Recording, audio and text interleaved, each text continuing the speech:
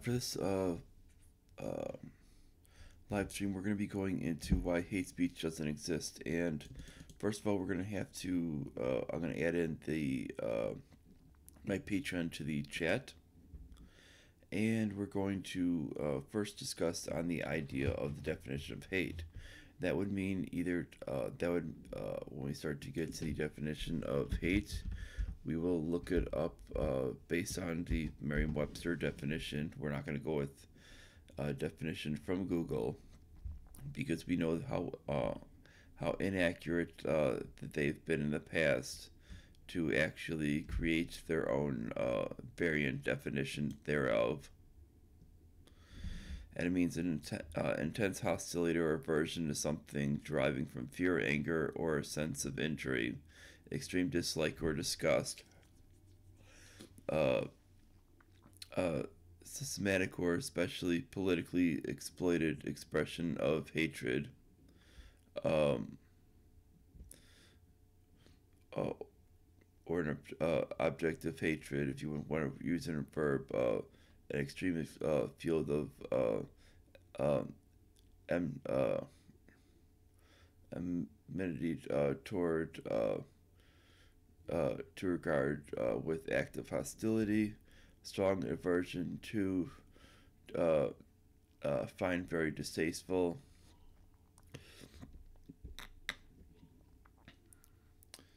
In this case, with it is basically it's basically with it would be extreme dislike or disgust that we really would call it define the word hate as. And that's where we get to the actual point. Now since we've gotten the definition, is we know we should understand from the Constitution what the idea of free speech is. Now, the fact is we need to look at the idea of why the actual Supreme Court does not recognize hate speech. Now, because when you start to look at it, is one could actually define hate speech as hate of one's own government's policies. That could be defined as hate speech. Now, if you look at the original intent, that was actually meant as free speech. Now, this is actually a whole problem with it. Is hate speech is actually there's such a wide span of what the actual term could actually mean, because hate is actually a very, very broad sense of a term, and it depends on who's actually defining the actual term and its spectrum, which would actually in how they're actually going to define it at that specific time in which it'll actually mean something. Now, we've actually seen in international cases is they say, oh, we have free speech, but oh no, it's not going to apply here. Now, this is in the UK, and they're starting to go after people based on tweets because they don't like the way the tweets are describing things, and they're going after people, basically following the same idea of what Twitter is doing and what Facebook is doing and what Google's doing with the people's opinions. They don't like people's certain opinions, so they're attacking them. And now they're actually using, in the United Kingdom, they're actually using this fake idea of hate speech because, as we know, it's variable, and essentially overriding their previous ideas of free speech and saying we're going to add this on there, which doesn't even make any sense because you're essentially violating, you're actually using the government is using hate against that individual for their own ideas, which essentially is showing that the government is now committing hate speech itself by what it calls by its actual actions, which is quite humorous in its own thing because it's creating an actual loop of its system just by doing what it's doing. and trying to target people with views it doesn't like. Now it doesn't matter what it is. Now this is why it doesn't matter what in the United States currently of what views it doesn't like. Now uh, this is why the United States currently doesn't have that. Now we could end up adopting it if Democrats want to try to stack the Supreme Court with people who believe in this silly idea of trying to violate the Constitution. Now, last time we've had someone who stacked the courts was Franklin Delano Roosevelt to get through some of his unconstitutional actions. And this included interning the Japanese Americans, which would have completely violated the Constitution, violated all of their rights as citizens when they did nothing wrong. And also, if you look at the actions of most of his legislation would not have passed through without stacked court. Now, this is basically such as the ideas of Social Security, that's stealing money from people. If you look at the idea of him, really what he did with trying to, him and even before him, which is with Woodrow Wilson trying to change the term of what income tax means to mean to change it from the term of actual revenue from business to actually mean earned money from labor. Earned money from labor originally did not mean income. So they did this to essentially derive more money from that, so they could actually make more money in taxation and find a way to essentially kind of squeeze more money out of people. And that was why when they were proposing the idea of this income tax to essentially try to squeeze as much money out of people. And then he wanted to then when we see the stuff with FDR, he was adding on a bunch of programs that were essentially number one, not popular, number two, questionable on their constitutionality to begin with. And this was with he did this through a stacked court. Now when we go back to the idea of a stacked court, that's really the only way that stuff that violates the Constitution can get through in many cases, either a stacked court or the court actually ignoring the actual Constitution as it's written and showing either legislative deference or executive deference in those cases. But when we get to the actual cases of freedom of speech, usually they tend to be fairly strong, but this would be a case where they can actually judge shop and try to stack the courts in their way where they feel that they can get enough that they can override it. And that's what a lot of Democrats have talked about if they become president, is to get enough to override the actual thing and bring in things such as try to rule on things where they declare things such as hate speech an actual legitimate standard, regardless of what the actual standard is. Now, this is why when we talk about hate speech really does not actually exist.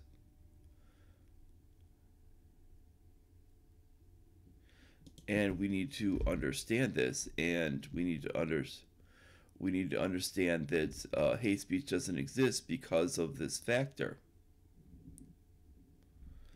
And it's really is something that's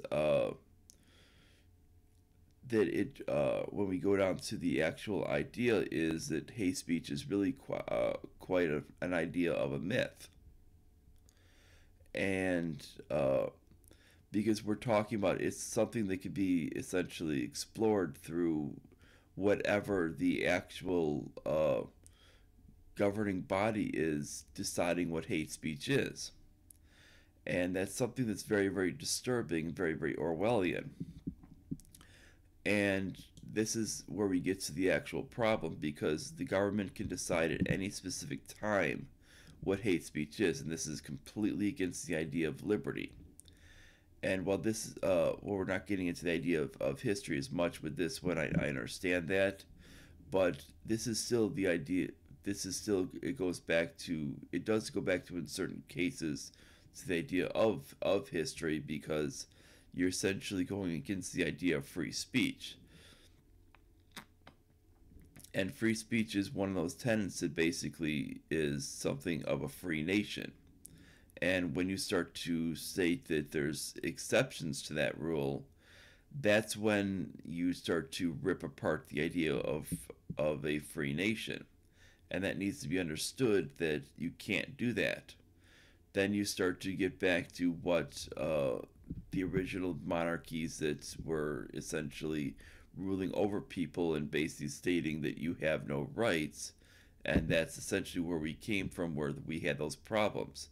And this is why, when we were talking about this is why those were essentially why we broke away from that system. And when people talk about going toward the ideas of socialism, well, socialism is merely just an extension of those monarchy systems, just essentially establishing a leader without having a bloodline. And because essentially you're creating a same system, just within the same confines of those rules. That's why when we talk about what is actually a new economic and a new social system, it's not. It has nothing to do with Marxism is not exactly new. Marxism was just a rebranding, and that's the whole idea.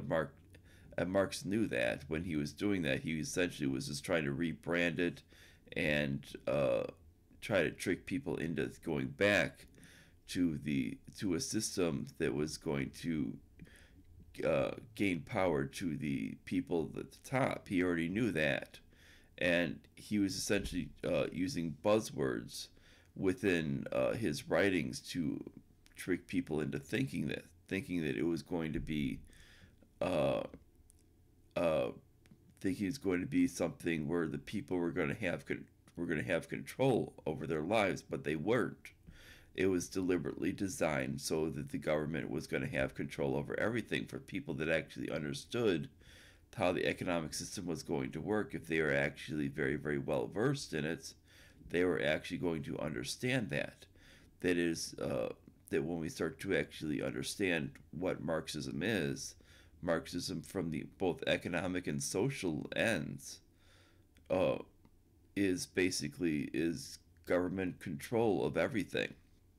It's centralized control of both personal choices and economic choices, and this is uh, this is why that is not even new, and that still plays into this whole decision.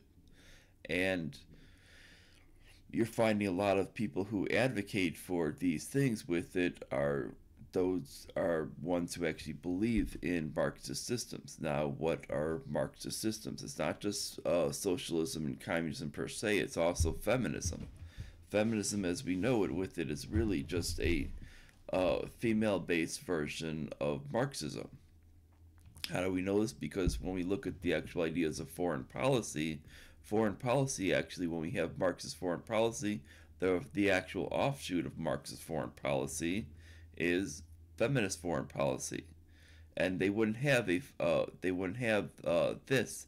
Feminist foreign policy would actually be independent of Marxist foreign policy if feminism was not in itself uh, not Marxist in its own ideas. And this is when people try to claim that feminism is not Marxist, it's quite insane. and this is why there's a difference between feminism and women's rights. Women's rights movements is completely different from feminism. Feminism is this is why you'll notice a complete difference from people that actually look like when you look at historically from like Abigail Adams. Abigail Adams was not a feminist. She was for women's rights. As compared to Margaret Sanger and some of the other ones like that, they were essentially Marxists. They believed in a lot of these extreme ideas and were even corresponding with other Marxists like Adolf Hitler. And this is what you need to understand. They're about actual control, and they believe in control. And they will essentially, they believe that there should be some level of, that there should be a great level of centralized control. Now, what feminism believes is they believe that there is a zero, that there is essentially a cap off in how much success that people, how much success and how much wealth is possible in the world, even though that is not necessarily true. What they so what they do is they come up with these ideas saying that we need to take down the males to make sure that the females gain more wealth. This is their actual ideas that they've come up with because they don't understand how the economics work. Well, this is derived solely from the ideas of the points of view from Marxism, because Marxism does not understand how actual economics works. That if you actually build up your economy through actually people actually working, becoming productive, you actually build up more wealth. Well, they think there's an actual cap on wealth, and they even refer to as voluntary trade from nation to nation as exploitation. This is what Marxist foreign policy is. Marxist foreign policy is they believe that voluntary trade between nation to nation is called exploitation. And this is what you will find out there if you go talk to any Marxist out there. They believe voluntary trade between nation to nation is exploitation. And they believe that wholeheartedly.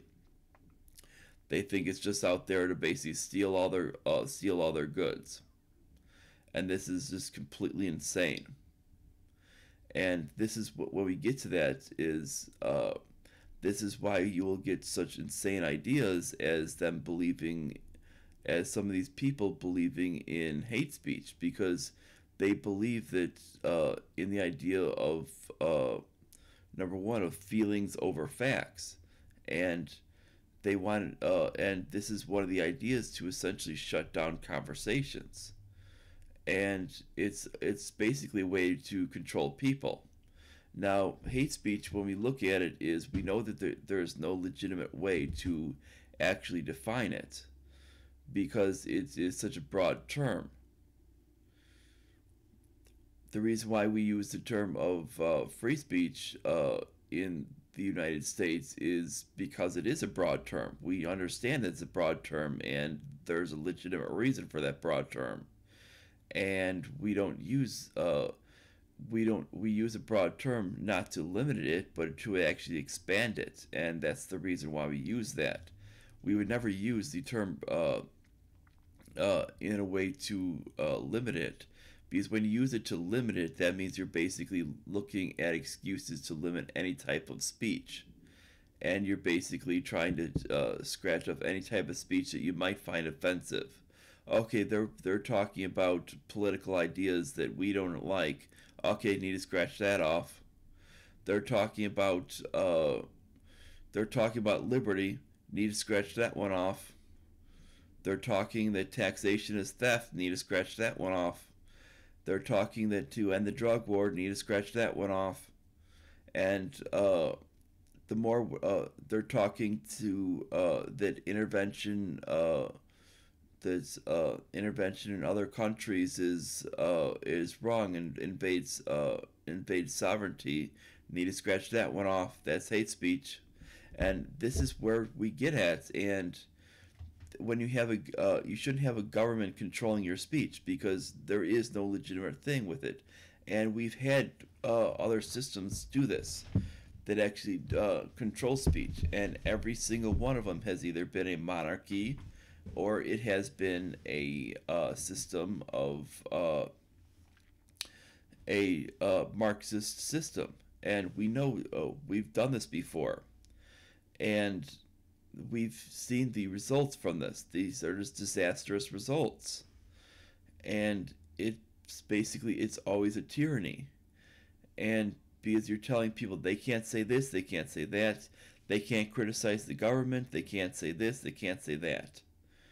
Now, currently with it, we're basically in that situation with social media, because social media wants to sit in this vague little world between the levels of social media and being an actual producer, which is actually a curator of creators. So basically, they want to sit in this kind of vague area in between, so that they can kind of get the benefits, the legal benefits of both, without the implications of choosing one or the other, because there's benefits and there's problems with each one, and they don't want to actually have to declare on either one, and that's the whole thing.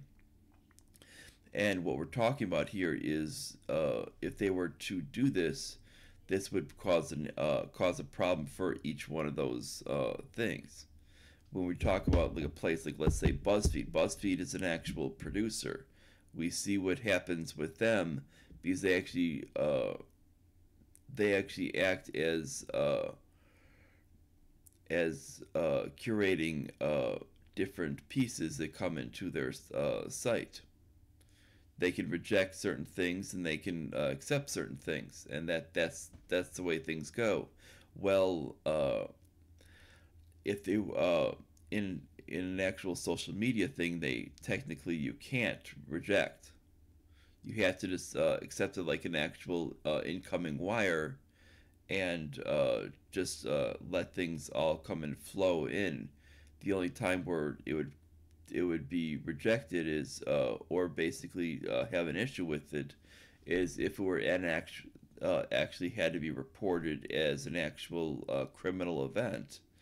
And that would basically be like in this case of if there was some type of video where someone was filming their own case of a homicide or something, of them committing a homicide or them committing some type of act like that, then that would be reported. It probably from that, if it was an actual first person. Now, if it were an actual third person of actually of them posting something, and it was them doing it from a citizen journalism point of view, then that would be different. But that goes into a different realm.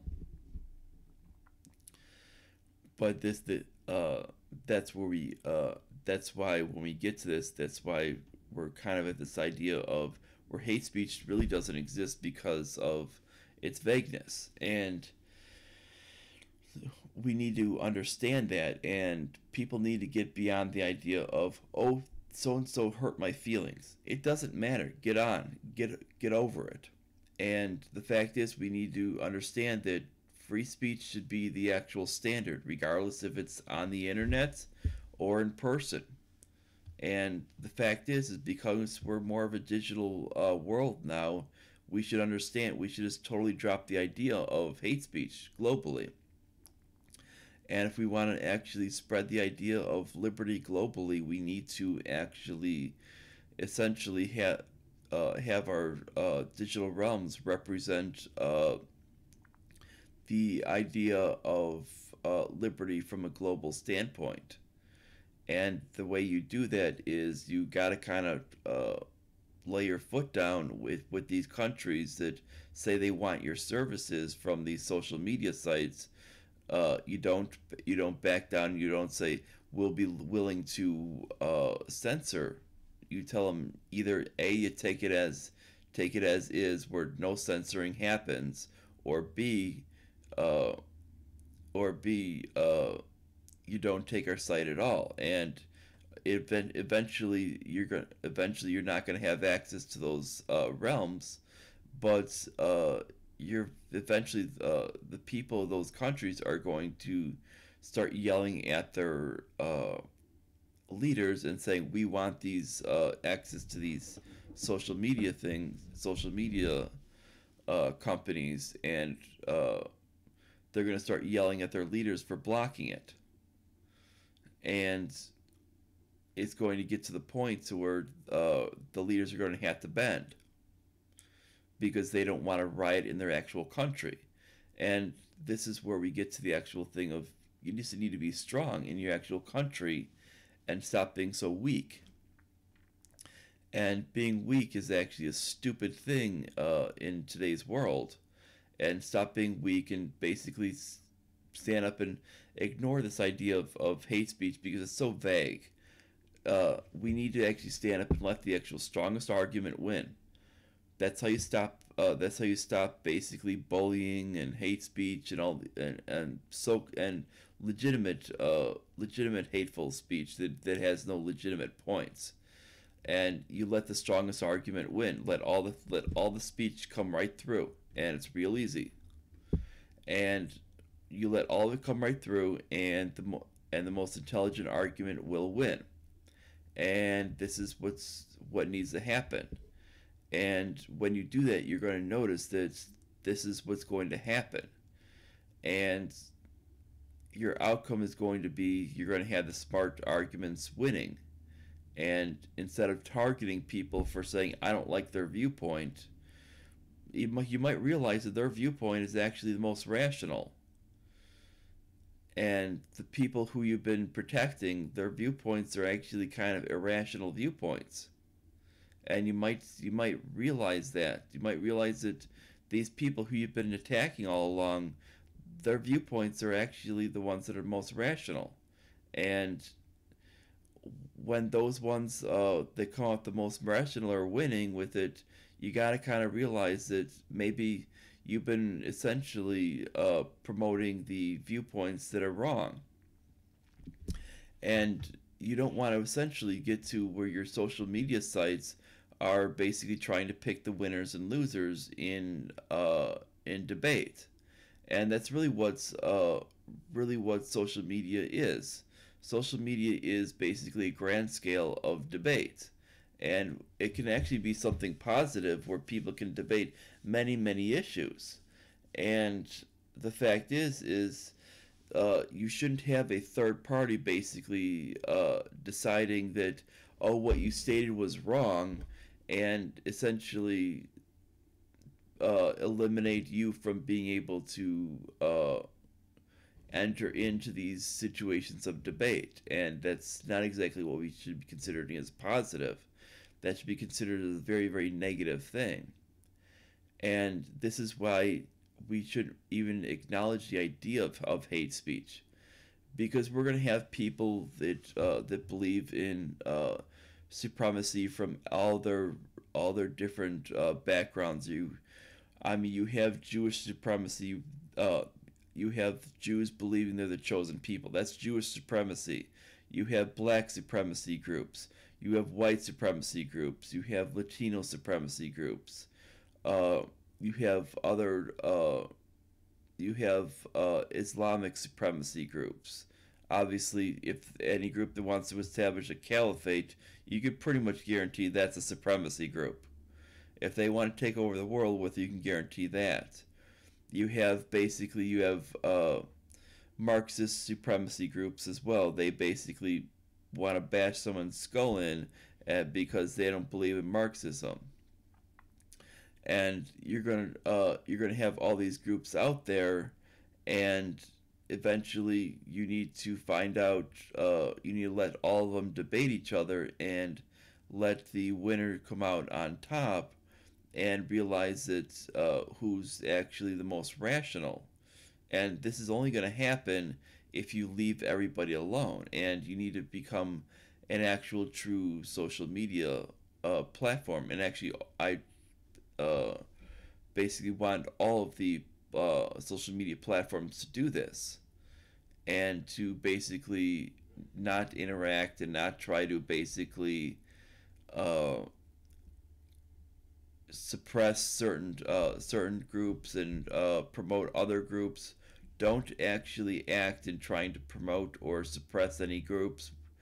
Basically, when it comes down to everything, it's very, very simple. All you have to do for everybody's feed is this: is make sure that pretty much if someone for ads basically is obviously if they pay more for an ad, make sure to push it up to the top. If they pay a little less for an ad, you can push it closer down when it comes down to where you place them in their feed. But when it comes down to the actual feed, make it chronological, and don't suppress any of these things on there, uh, and do not basically try to correlate anything. Do not try to curate any of the posts whatsoever, and let them just come up naturally. Do not state that that you believe that any of these posts are fake news or whatever. Let the posts come up naturally. People are well aware enough to actually make their own judgments. They can look up, and they can find out how to look up from third party sources how to actually find that. If they're not if they're not bright enough in how to do that with it, then they're kind of on their own. But we know there's easy ways to do it. You don't rely on these people who on these sources who basically say, "Oh, it's fake or it's real." No, that's not how you check on if a thing's real. You need to make sure it's validated by more than one source. If it's not, it doesn't matter if it's from a major media source. If it's not validated by more than one source, it's fake. I don't care if the New York Times posts it. I don't care who posts it, and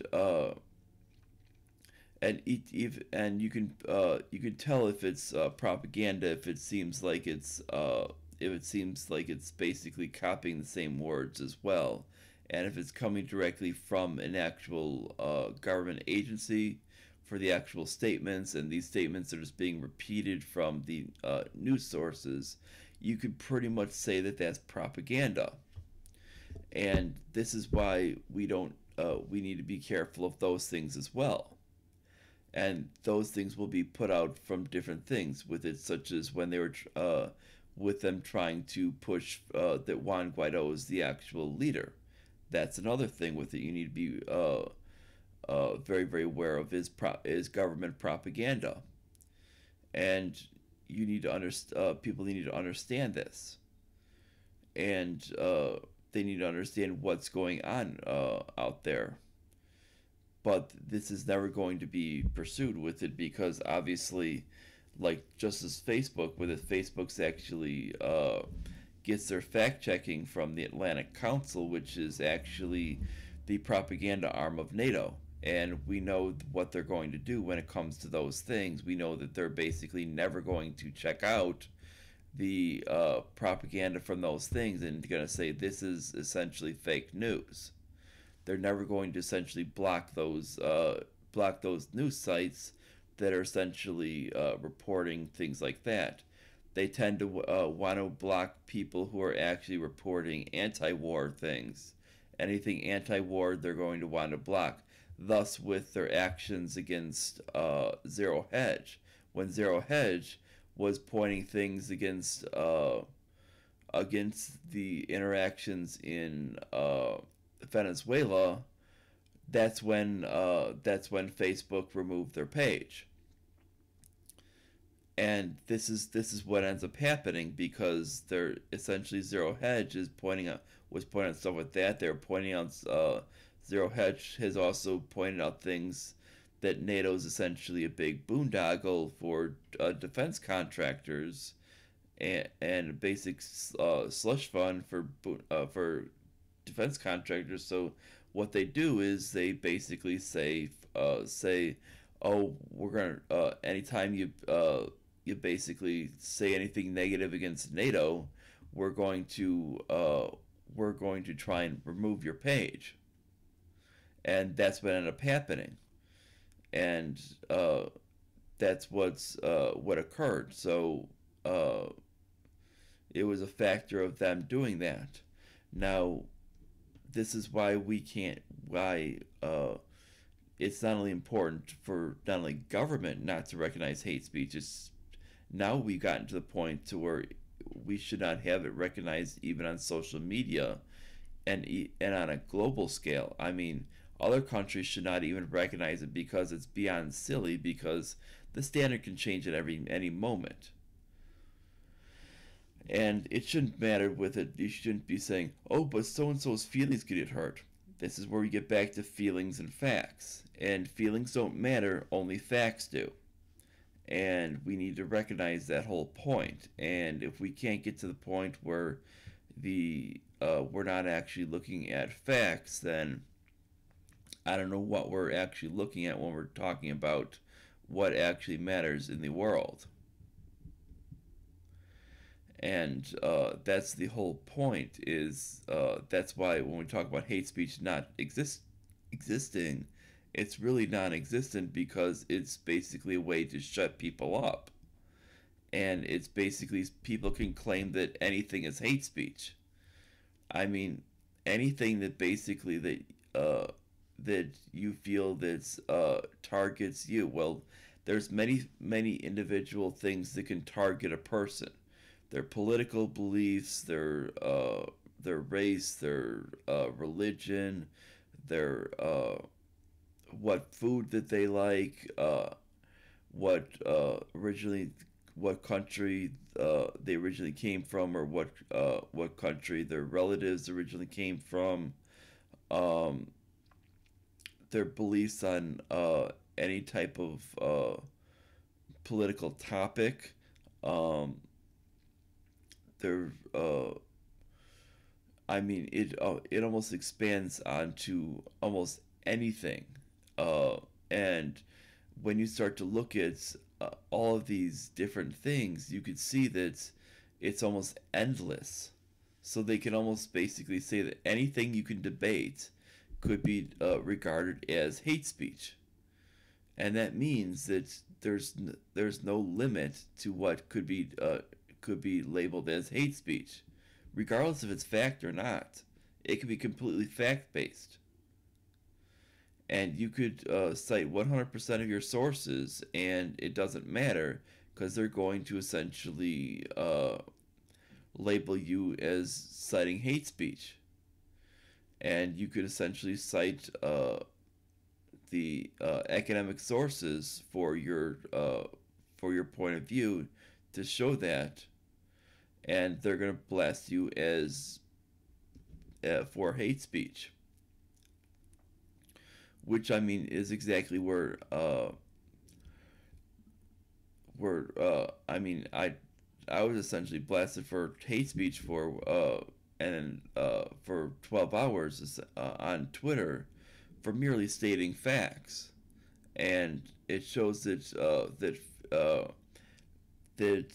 facts are believed as hate speech on there because it's one of their quote unquote protected groups.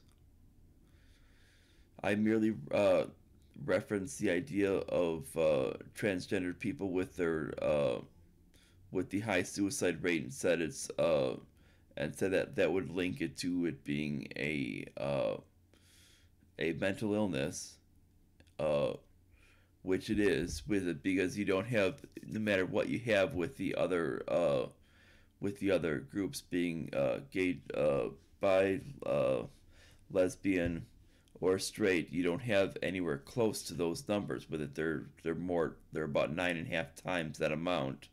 And then when we talk about the the other point I made was about them in sports, where the levels of male to female transgender would basically be equal to doping, because even after hormone therapy, their levels would still be levels much higher than any other female athlete would be for doping that we've higher levels for doping than we've ever seen, and that would just be naturally.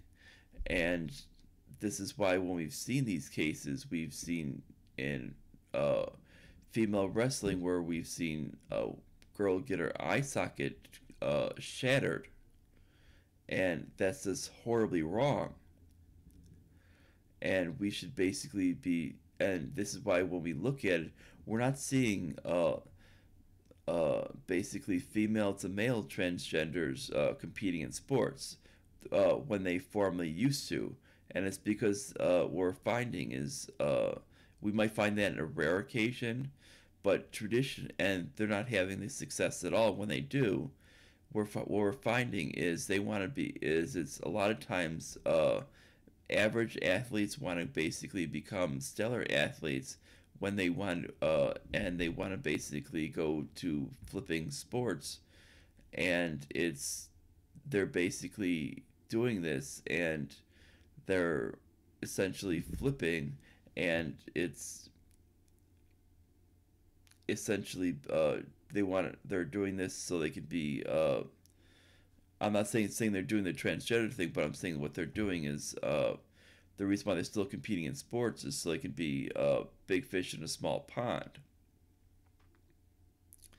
And it's the other way is they're going to be small fish in a big pond because of what they're competing against. And we see this case, and we know that that they're not going to do it because we're not finding them entering into co-ed sports.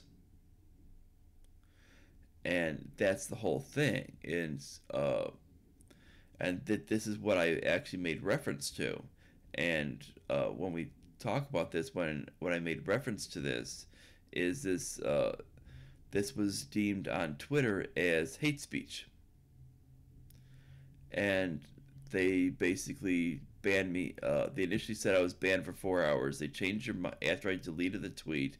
They changed their mind and they said I was banned for 12 hours. Well, the fact is number one, they couldn't decide on an actual punishment.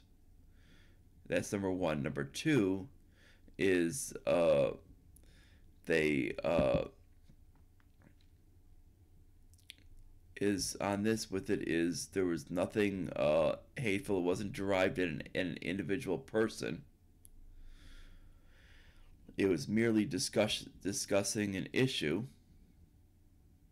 There was actually a topic of the issue that was actually brought up by the actual by an actual person that actually put up in it in the first place. There's actually talking about the case of where one transgendered wrestler had basically had actually shattered the eye socket of a female wrestler in high school, and this was what was being brought up, and I had brought up the whole case. And once I had brought that up with it, the only thing that would have been out of the topic would have been about the concern over mental health, and that was the only thing off topic that would have been brought up. And yet I was targeted with so-called hate speech. Now this shows you that that Twitter is more concerned with protecting feelings, regardless what they are, than actually the ideas of than actually looking at legitimate debate. Because when it comes down to it, there's going to be people out there who who are basically looking for people to talk from both sides, and they want to get a serious discussion with it. They want to know all sides of the debate, and they won't be allowed to see it because because Facebook, because YouTube says no, you can't have that. You're not allowed to have that. And this is basically what they're telling people is you're not allowed to see that other side of the debate because we don't consider that to be a valid side of the debate. We consider that hate speech.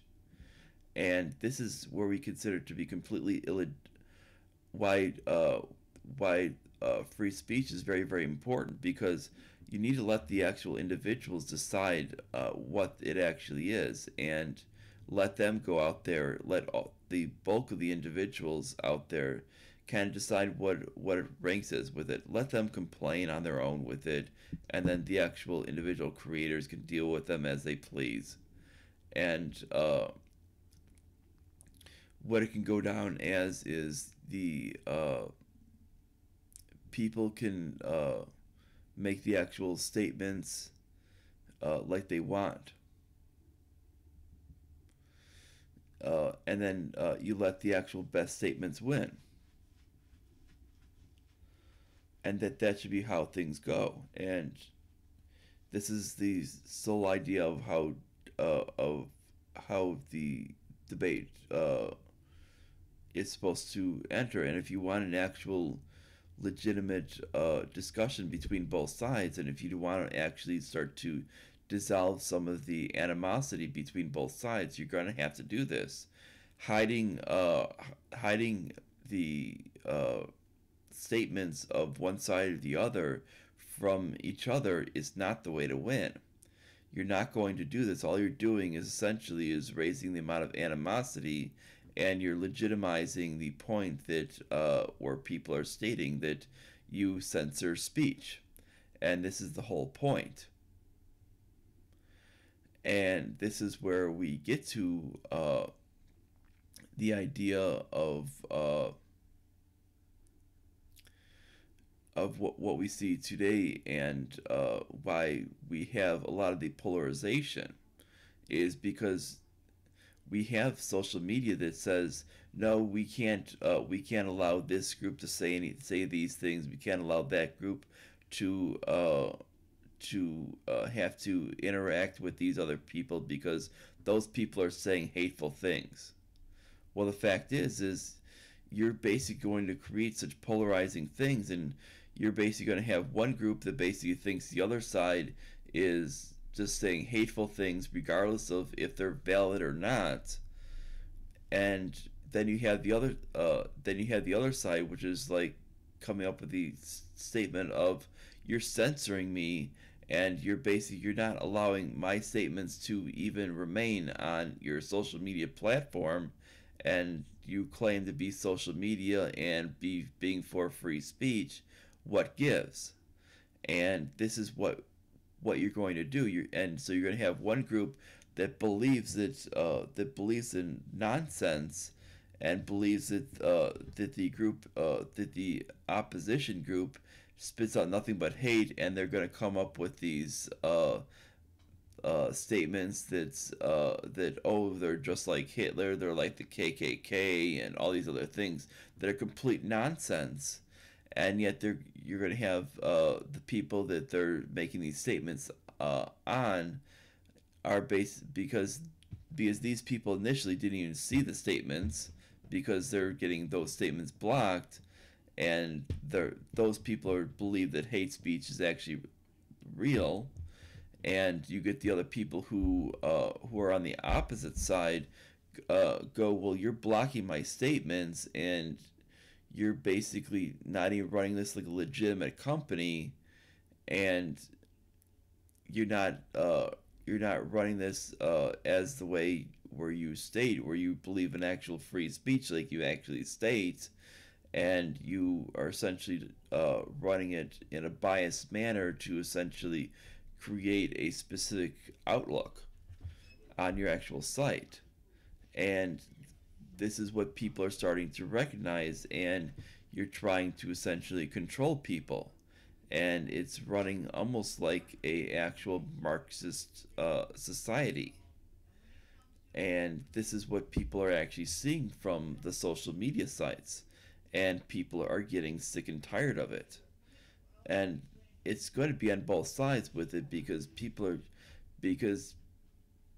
from even people from the extremists on the other side are going to essentially get bored eventually, because they're going to say, well, talking in a whole big circle is not going to appease me at all, and they're going to want some type of interaction with something slightly different. And when they keep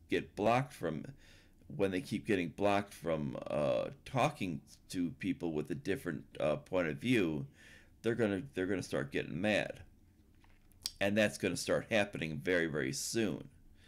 And people are going to start realizing that's and these social media places are going to realize that very very soon. They're going to realize that the people that they're trying to protect are the people that they're going to start pissing off real soon, and that's what's going to have to happen.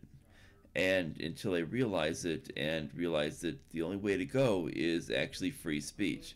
You're not preventing bullying, you're actually enhancing bullying with what they're doing, because by doing this, essentially, the platforms are becoming bullying. And when they're talking about dogpiling, essentially, dogpiling is still happening out there.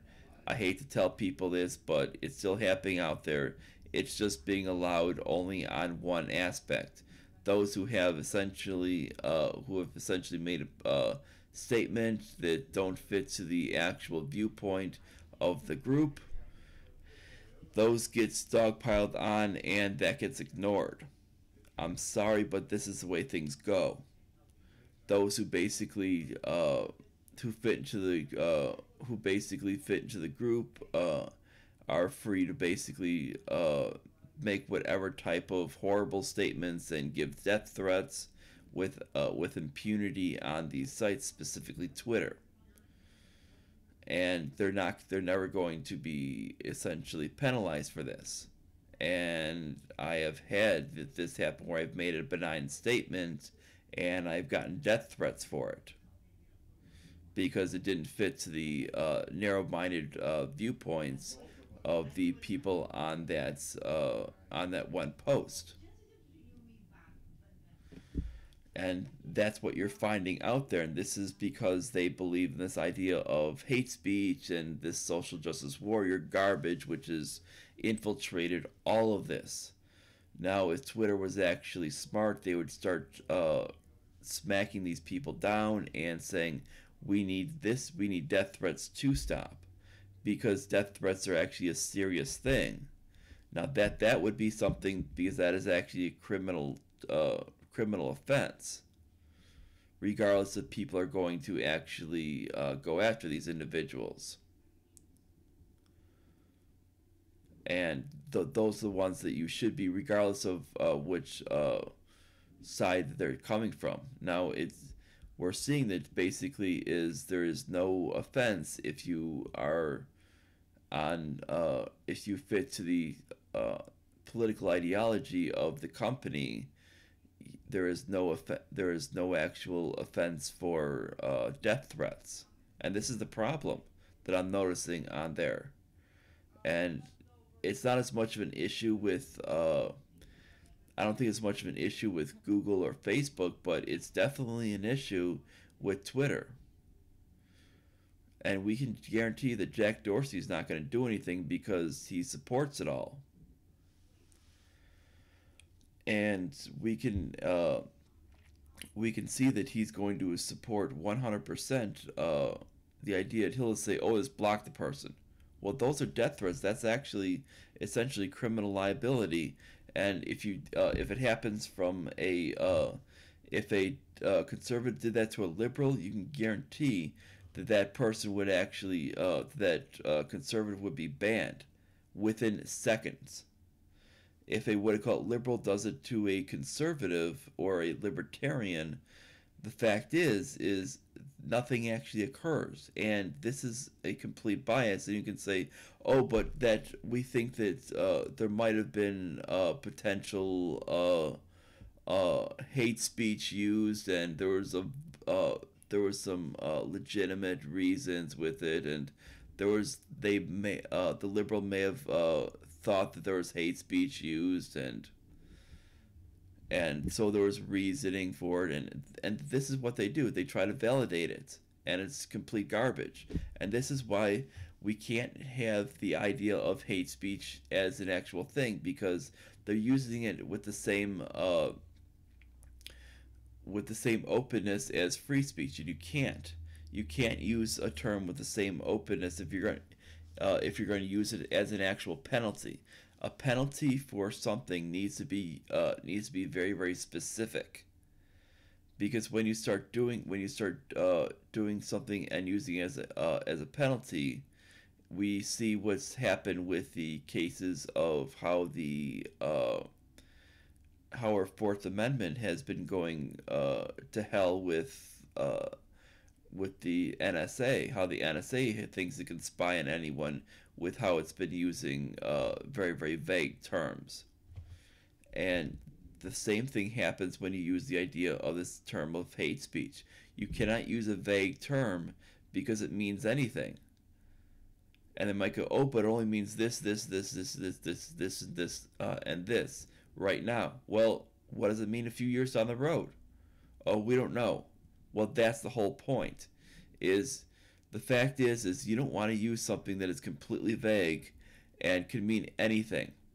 And we know it can mean anything down the road, and that's where we should never ever use this as an actual term for trying to suppress speech. This is why we have the idea of free speech. Free speech is always meant to protect people, and protect people from their government and everything else. And you should not be fearful of what you're saying. And because of what's going on right now, is hate speech should not be essentially viewed as a thing. That's why the Supreme Court doesn't recognize it. And we had these we had these social media groups that essentially have special deals with the government, and frankly, as far as I'm concerned, they should be enforced to clarify themselves as social media or producers, whichever one they want to do. And if they're going to declare themselves as social media, they then would have to no longer curate materials, and would have to accept everything in, and wouldn't be barred from using any terms as hate speech, and could not have any influence over their site, and would have to, with exception of things that violate criminal law, and would have to be could not basically be biased in how they apply things on criminal law. They cannot say, hey, this violates criminal law, and we're going to report it because it was against someone from the left wing with it, but we're not going to do this for someone against that was violated against someone for the right wing or the libertarian person, because we just don't like them. It would have to be done equally, and the fact is this is the way things would have to be done. And they couldn't say, oh, but this doesn't violate the terms. Well, the fact is it would never apply that way. Otherwise, then they could essentially be liable for those for lawsuits, and essentially be considered as a co-conspirator in that. And this is why when we had this, this would essentially get rid of a lot of the problems. Now, I think this is a very, very important overall discussion to have, because social media needs to understand that hate speech is a complete and utter myth, and it's just basically a way to shut up the critics. And this is not something new. It's been used for thousands of years as a way to essentially shut people down and shut people from actually criticizing the people who are actually in charge.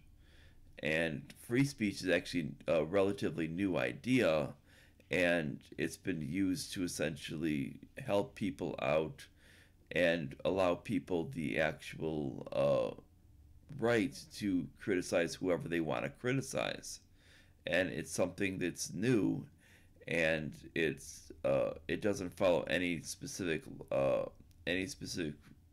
guidelines. And the only thing that's an actual rule under it is when we're talking a call to action. As long as you're not doing a call to action, you're free to go, and you can do whatever you want. It doesn't matter whose feelings you hurt.